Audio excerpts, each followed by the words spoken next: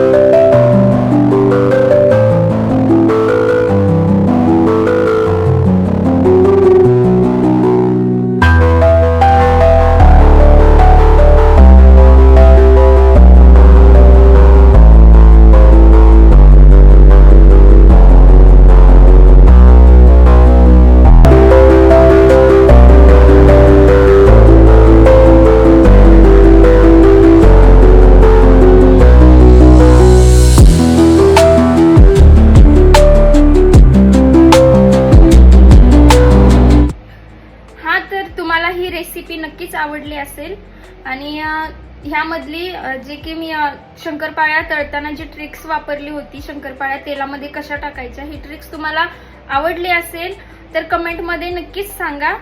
आणि अशाच नवनवीन व्हिडिओ आणि ट्रिक्ससाठी माझ्या चॅनलला सबस्क्राईब आणि लाईक करा. चला तर भेटूया नेक्स्ट रेसिपीमध्ये. धन्यवाद.